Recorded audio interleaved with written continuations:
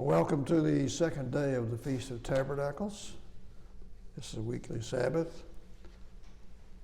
And we appreciate Yahweh bringing us here safely and giving us a chance to celebrate his festival for another year. But what I want to talk about today on this second day of the feast is when will the Great Tribulation start?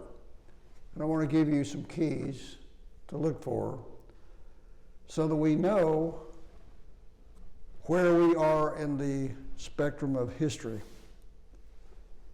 You know, when we ask about things like this, the apostles early on in Matthew 24 asked Joshua, when will these things be?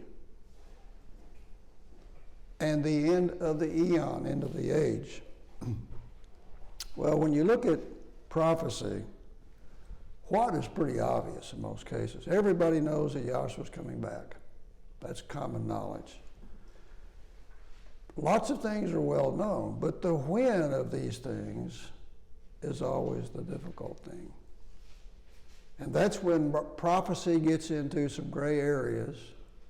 And to be able to chart your way, you have to have something biblical to go by. Now, prophecy is not like, in most cases, like a scientific experiment in which you're going to do certain things and you can check along the way to see if the result that you predict is valid. Prophecy is one of those situations where you know when it happens. And that's the difficulty of it, and that's why there's so much private interpretations, as Peter talked about, of which there's no prophecy in scriptures, everything private interpretation. So that's where private interpretations come in. And we want to look today at some keys that can unlock the prophecies of Revelation and of Matthew 24.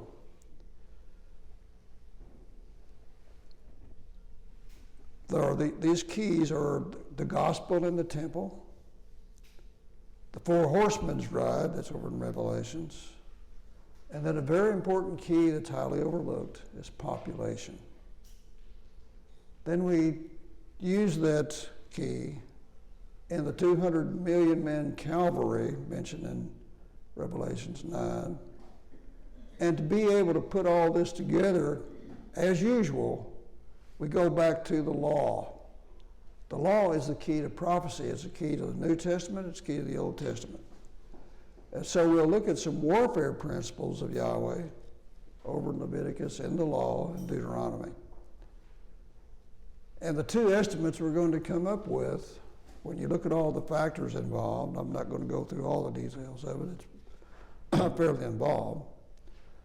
The two estimates of the population when the first horseman rides is 8 billion and 8.3 billion. And we're going to look about how we get those numbers. Is it in the 21st century?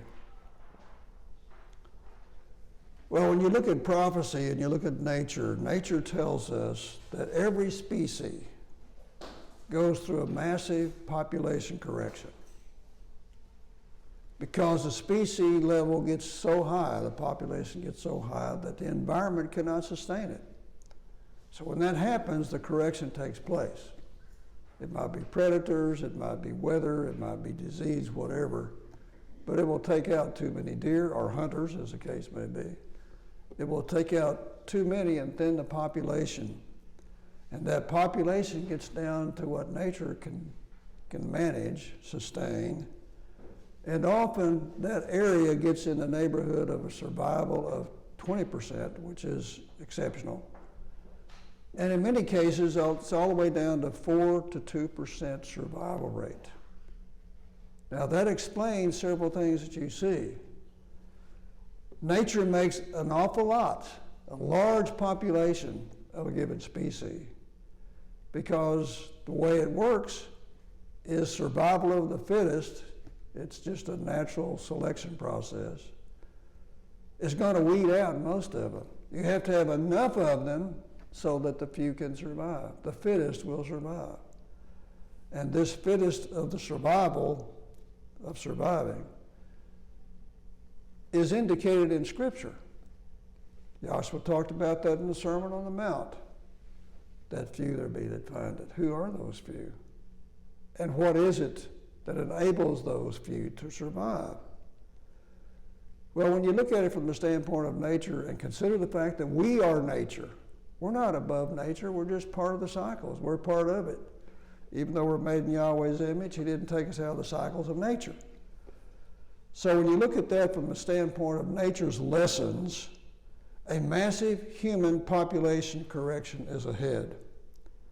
Happens to all of the species. And the approach we're going to take today in dealing with population bypasses the normal things that are used to indicate, quote, prophecy, such as governmental change, warfare, private interpretations, politics, and all the things we consider that drive the future.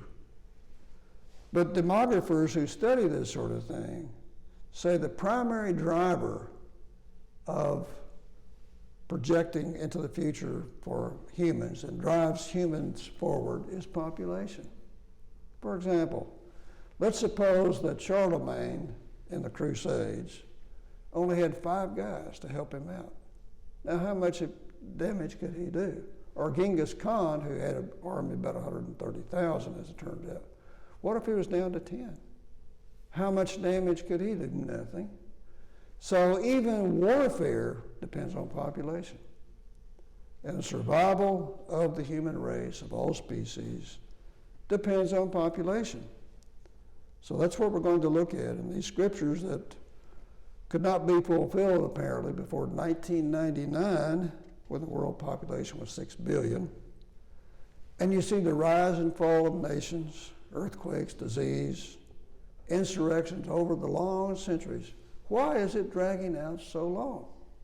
Why did it not end 2,000 years ago or 1,000 years ago at the turn of the century, 1,099? Why not?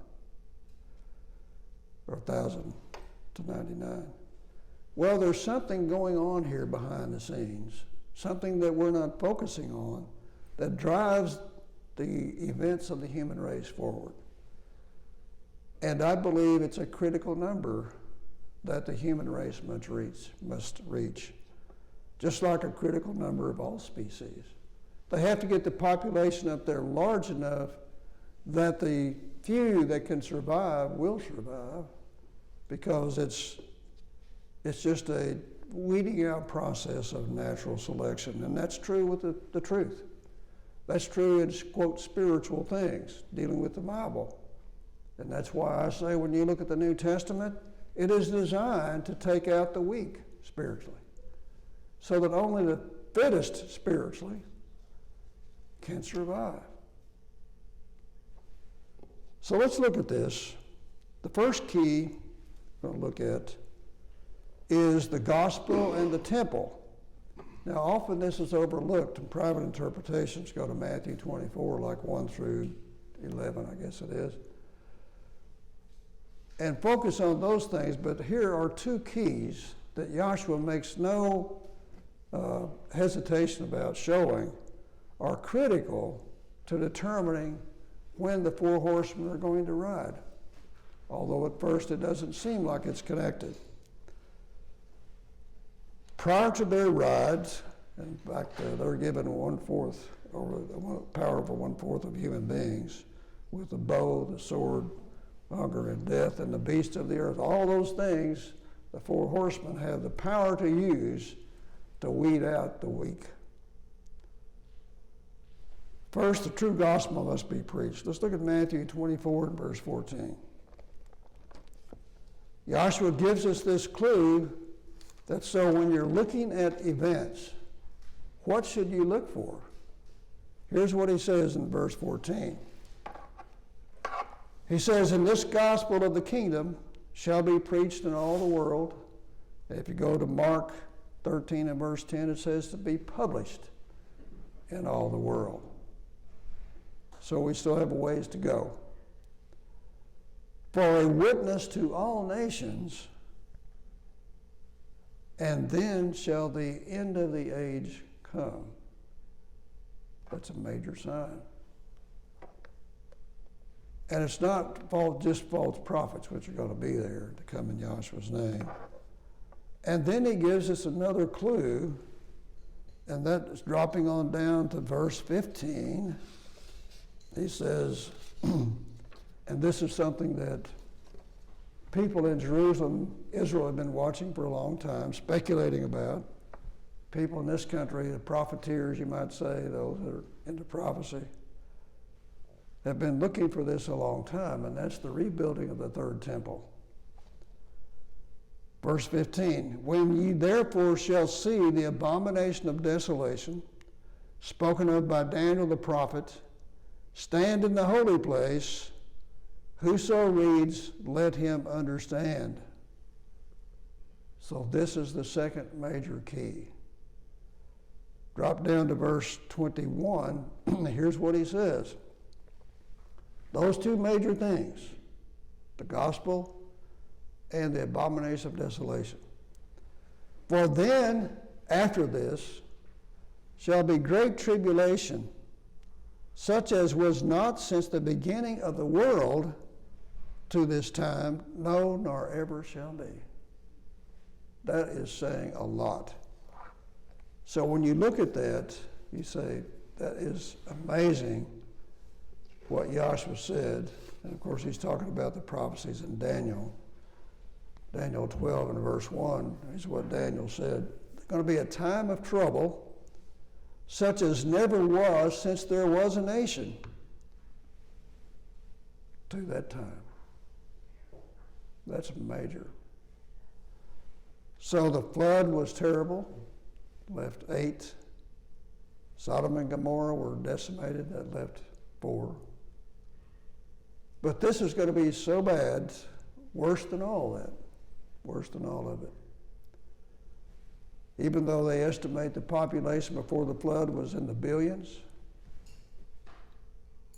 it's going to be worse than that, worse than that is, or that was. So let's look at this. The second key is the 4 horsemen. Now, the 4 horsemen are in 4 different categories, and they are destined to ride, which they've done, I might add, I won't get into the details, they've been riding for centuries. They've ridden before 95 AD when Revelations was written. And this will be their final ride. This is going to be their last gasp across the landscape of the earth into the pages of history. And they're going to leave carnage behind them like we haven't witnessed before. Because this is their destiny. Their destiny is to bring the vengeance of Yahweh on an unrepentant humanity. And they're going to fulfill their job and take out 1/4, if you can imagine this, 1/4 of the earth's population and leave 3/4 behind. 1/4. So that's a lot of carnage. It's hard to even imagine those numbers. And when you see what numbers we're looking at, we're talking about billions in carnage. Now that in itself is proof the final ride of the 4 horsemen has not taken place yet. When has there been events over a short period of time in which 2 or 3 billion people were killed? It's not happened since that prophecy was recorded. So that is a key. We'll look at the details of why that's true. The third key that I mentioned is population.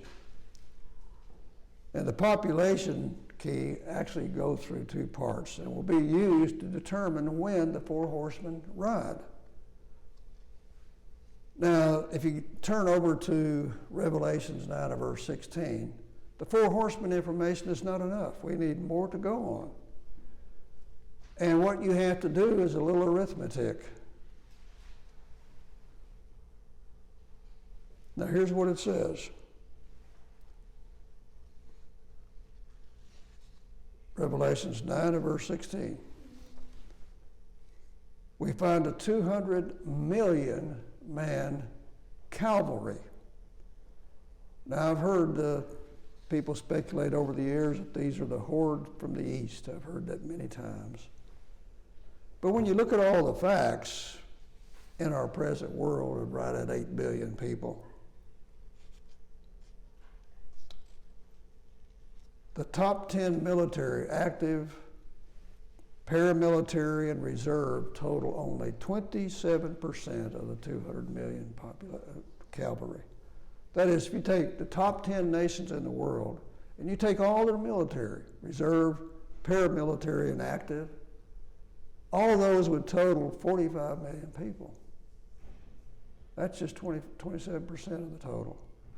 So in real terms, there's no way there's ever been 200 million horses. There's been that many people. 200 million horses, because this is a cavalry. And that word is hippo, meaning horse. This is a horse army. That's what it is. And when you look at it from that perspective, this is a supernatural army. Humanity cannot field that kind of army, that kind of cavalry, because it's horsemen. Horsemen, it's got to be horses, to kill 1/3 of the human population. 1/3. Now this is later on. So what we're going to do is sort of calculate backwards. We'll start with this 200 billion cavalrymen and go backward from there to get our conclusion about when the four horsemen ride. Now this is not talking about cyber warfare. Modern cyber warfare and electronic usage can certainly speed up the process of carnage. But this prophecy is not about cyber warfare. It's about a horse army, spewing fire and smoke and brimstone, like it says in Revelation 9, verse 17. Now think about this, just like the breath of Yahweh is like a stream of brimstone, Isaiah 30. It's a supernatural army. And that's why it's going to have such devastating, overpowering effect. Nobody could stand against it. Now, what we have to look at to be able to unlock this scenario of the four horsemen is we have to go back to the law and examine, does Yahweh have anything to say about warfare principles? You know, he's a man of war. I think I gave a sermon on that a few feasts back. That the most used description of Yahweh is as a general, a military captain. That's who he is. He knows how to wage war. So we go back to those principles in Leviticus 26 and verse 8. Now, let me say this. There are two places where this is recorded. Leviticus 26 and Deuteronomy 28. If you look at all the facts and you have to extrapolate what can be sustainable if, for example, the 200 million man cavalry kills 1/3 using these principles, how many people have to exist at that point? So here's what we come up with. That one principle says that 5 troops of an army backed by Yahweh can chase 100. And there are other principles involved, like 1 per 1,000. And if you look at those other principles of warfare, they predict that 30 billion would have to exist at the time of the 200 million man cavalry. 600 billion or 1.5 trillion. Now the earth cannot sustain those numbers. Demographers say that using the best of all of our resources, very efficient use of all the resources on earth, we could sustain 30 billion. We can't do it now because we're inefficient in use of the resources. So the minimum rule is 20 to 1. 5 scatter 100, or each of those scatters 20. Now, here's the reason I say scatter. Because the Bible says that 5 will chase 100. And if you look at the details here, these are those that get away. You chase 100, they escape. That's what it really means. So what's left behind are those that they kill. So when the 200 million man army, cavalry, when they chase the population at that time, they're going to chase 4 billion. And that leaves some idea of where we are. That is 20 times 200. It's 4 billion people they chase. Those people escape. And if you do just a little bit of that, 2/3 are left, of course, and that leaves a total at that time of 6 billion people when the cavalry rides. Now that's not stretching anything. That's not going outside the Bible. That's not speculating. That's using the principles of the Bible with the revelation over in Revelation, the 9th chapter, and putting those together to let the Bible interpret itself. You can come up with numbers fairly easily. 6 billion people when they ride. Okay, so that's where we go. And that's the reason world population is so important, is it gives us some starting point in history. And like I said, we know that in 1999, world population reached the 6 billion. Well, so was that when the cavalry rode? There were not billions of people killed in 1999 till now. So we know that we're looking at something future. So what happens in this situation, as we look at the details, this population gets down to by the time those cavalrymen do their thing. Now, if the world population is 6 billion, and we ignore all the other calamities, because in Revelations, the 8th chapter, verses 1 through 12, it tells you lots of other things that take place. 2 asteroids fall. I'll summarize that a little bit later. But there's a lot of losses indicated, even though the Bible doesn't say, well, this killed a third and that killed a half. 2 asteroids fall. It doesn't tell you how many die from that. So we have to do some speculation there, but still using principles. So if we ignore all the losses, and you can turn in your Bible there to Revelations, the 8th chapter, and you can see the different things that were prophesied to happen. And if you ignore all those, let's just say compared to the 1/4 that the 4 horsemen take out, all those losses are minuscule. They're insignificant. If you ignore all of those, because Yahweh doesn't give us any numbers, then 8 billion is the number you come up with when the 4 horsemen ride. That's where I got that. If you ignore all those, starting with 6 billion that the cavalry scatters, or the 4 billion they scatter and the 6 billion at that time. I know there's a lot of numbers, but so that's one case. That's one possibility by ignoring all those things. But if you don't ignore those, then you have to have some way to sort all this out, because this is complicated, what Yahweh gives here. For example, if you summarize what he tells us in chapter 8, verses 1 through 12, I think it is, of Revelations. After the 4 horsemen ride, 3/4 of the population remains. Well, then 1/3 of the trees and the grasses are taken out, 1/3 of the sea life and ships are destroyed, 1/3 of the rivers are polluted, and then there's a global freeze on deaths, brings the population back up to roughly 32 million.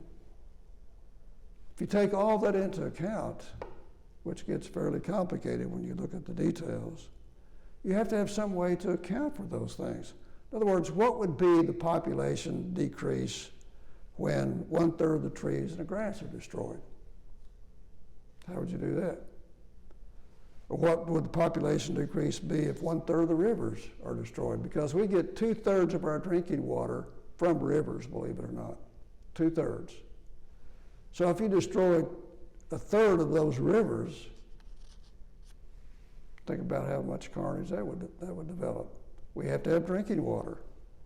And then you destroy 1/3 of the trees and grass. Well, what is grass? Wheat, barley, the grass crops.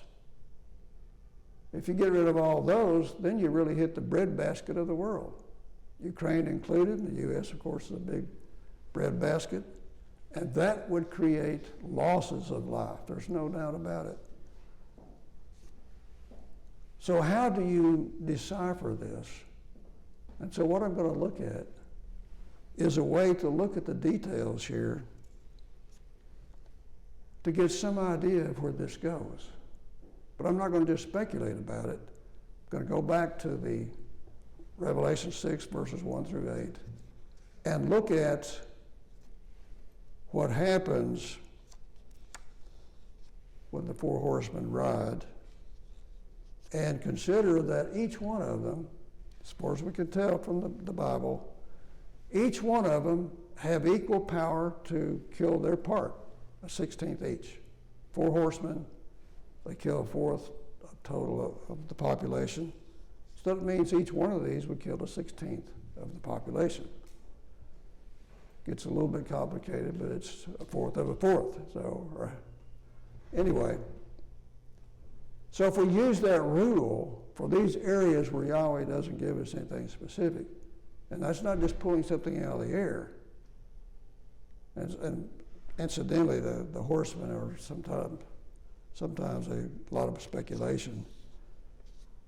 One speculation is that the first horseman, which is the white horse, is false teachers. That's been kicked around as long as I can remember, been studying these things. And usually that's the interpretation you will see, which is totally a private interpretation. False teachers are not going to kill 1/16 of the human population. But if you let the Bible interpret itself, and we won't get into all the details, but we know they're the four winds, the horses are. Bible interpreting itself. The Bible says, to them, verse 8 of chapter 6, to them was given power to kill with the beasts and the sword and famine, hunger, and these things. To them was given. That means the white horse, the black horse, the red horse, and the pale horse all contribute to that 1/4 population decimation. That's who they are. And when you look at the details of chapter 6 and verse 2, this white horse is a king that conquers, going forth to conquer. He wears a crown. Well, he's a conquering king, like Genghis Khan was, or King David. David was a conquering king. And it has a bow, right, with arrows. And David said, your arrows, I use your arrows to stick in the enemy and destroy them. It's Yahweh using a king, or maybe several kings, with his, quote, arrows, his heavenly arrows, to take out their portion of the population. So it's sheer speculation that these are false preachers. That's not what it says. So I'm going to go with that all four of them do their share of the carnage.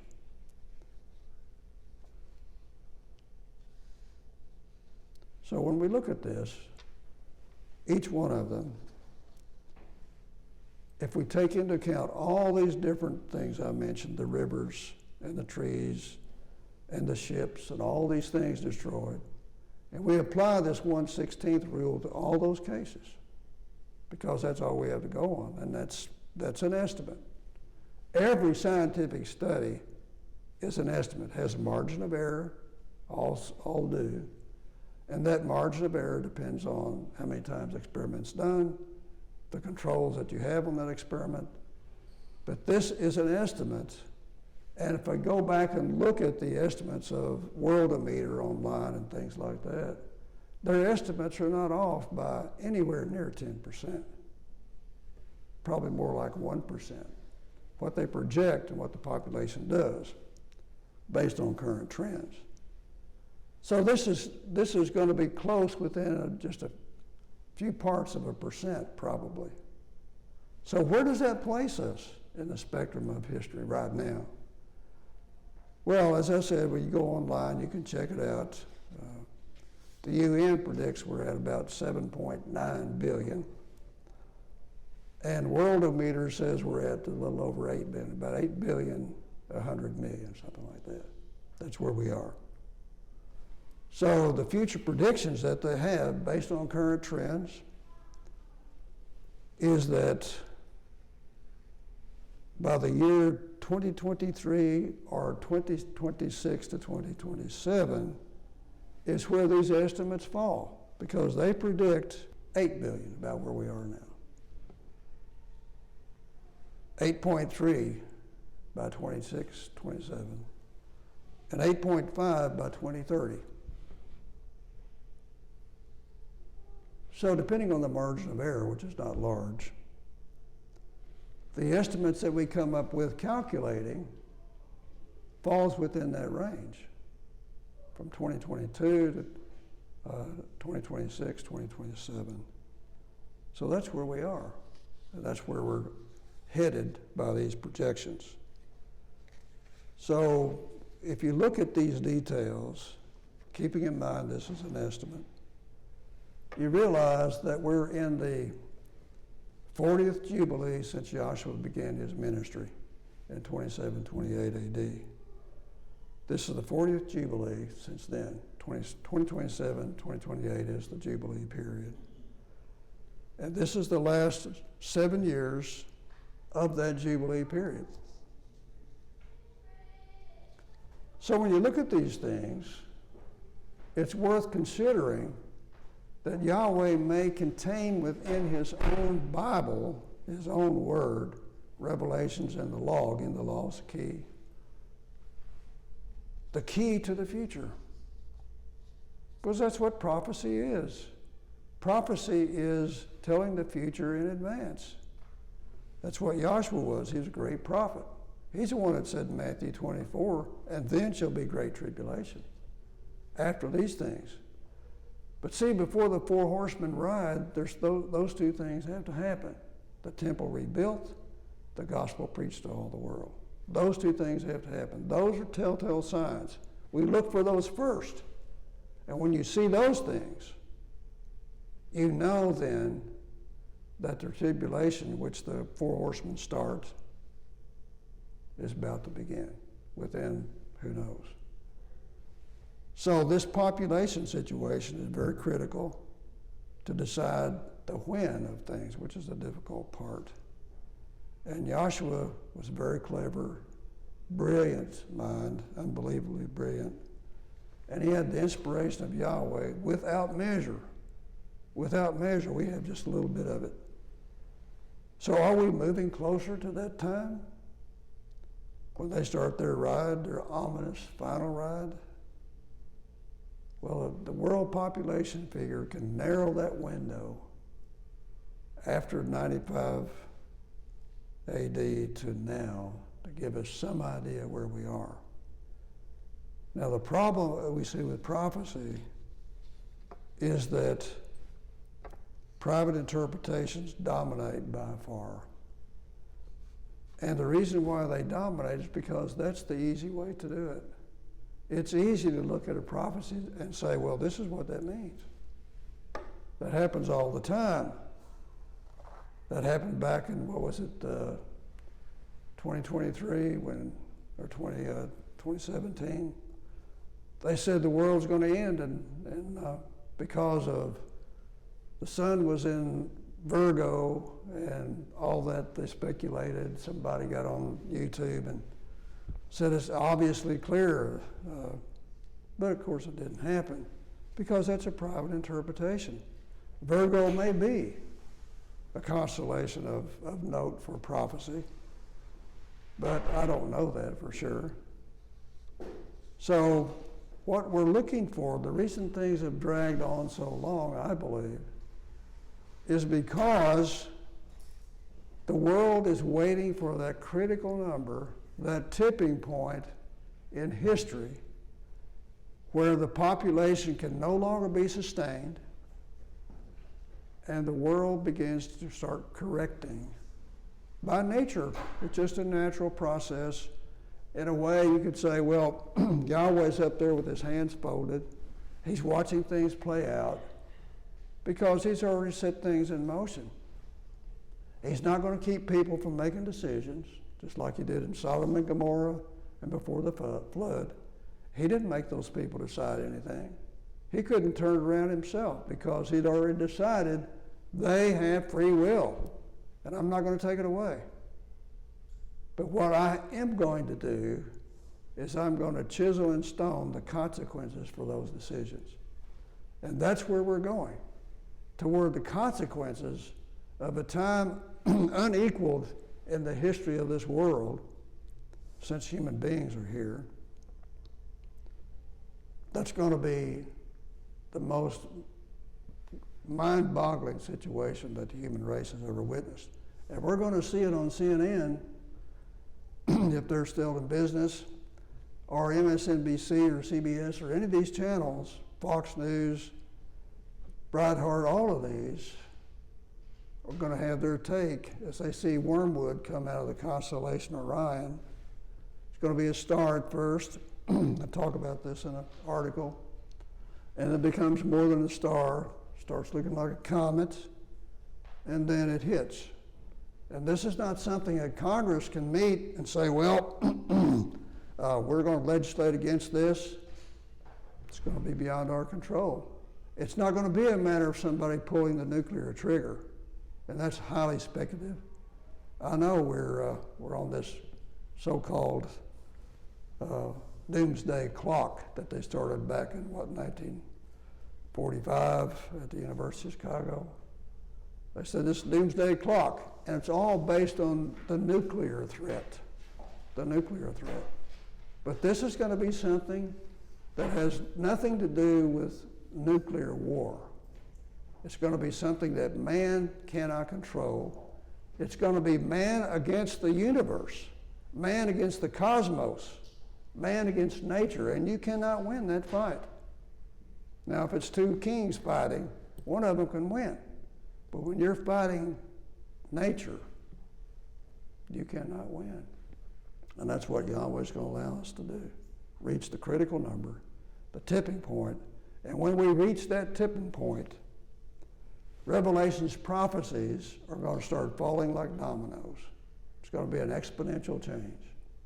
We're used to linear changes over time. We're used to a very calm geological age of the last 6,000 years. But things are going to change. See, that's not the history of the world. The history of the world, if you look at it in our booklet Wormwood, is a history of being battered by meteors and asteroids. In fact, recently, just a little aside, we have this book on Kindle. 4 of the books, I think it is, we have on Kindle. This is the most read book of all of them by far. 8,000 pages of this book have been read. 8,000 times. People are concerned about this. That wormwood, when you look at the details of that book, I'll lay it all out prophetically. Yahweh says at one point in prophecy, he says, I am not going to change my mind. I've made up my mind on these things, and you're not going to talk me out of it. Why? Because he gives man free will. You're not going to get his mind to change and say, well, Yahweh, why don't you step in and just end free will for a few minutes here and stop this carnage. He says, I'm not going to change my mind. And I know this is ominous things. And the Bible is not just all about love. The Bible is about hard reality. And Yahweh, as merciful as he is and kind as he is, he is also a man. He's got a backbone. He says, there's certain things I'm going to do, and you're not going to stop me. He's the boss, see. The Father is the boss. And what he says, you do. Whether you like it or whether you don't, he says that's what you do. So at that tipping point, we're going to see things pop like this. Matthew 24, what does it talk about? The beginning of sorrows. You know what that is? It's like a woman in childbirth. That's what it says. Birthing pains. And you know how they go. I've never experienced it, don't want to. But the pains get more severe and closer together the closer you're getting to that birth. That's exponential. That's not linear, as we say. Those things happen more quickly and they're more intense as they happen. So that's the way it's predicted to happen. So it can happen very quickly. Now I know, like I said, we're used to a very calm geological age and this normalcy bias, which we have to get over. Let me explain what that is for just a moment. Normalcy bias is that people believe because things have always been a certain way, they'll always be that way. In Nazi Germany, wealthy Jews looked at Hitler's rise as just a passing fad. Don't you worry about it. We've been through this before. We've seen false prophets come and go. Things have always been that way. That's the way it'll always be, and we'll go ahead and cash our checks and live our good life here in Germany. Normalcy bias. It's going to be that way because it's always been that way.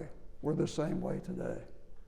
The world goes along, things happen, economy comes and goes, nation drives against nation, all these different things.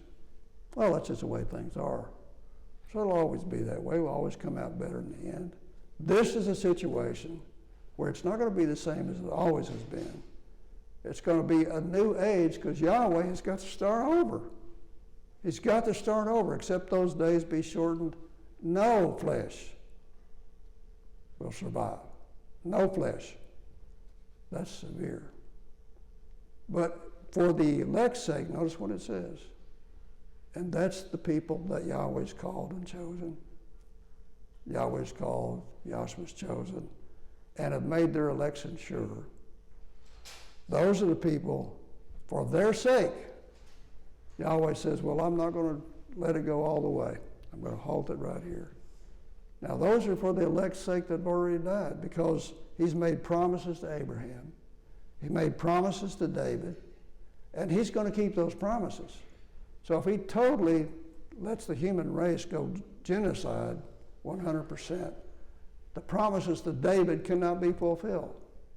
The promises of Yahshua to sit on David's throne cannot be fulfilled because there won't be a David's throne. So that's for their sake as well as ours. Is he going to cut it short? But there is a way. There is good news. It says, pray that you may escape all these things, that you may be counted worthy to escape all these things. So it's possible. It's very possible. We know Revelations 12 talks about the flight of the woman to a place prepared for her. So we know that that's true. And Yahshua knew that was true.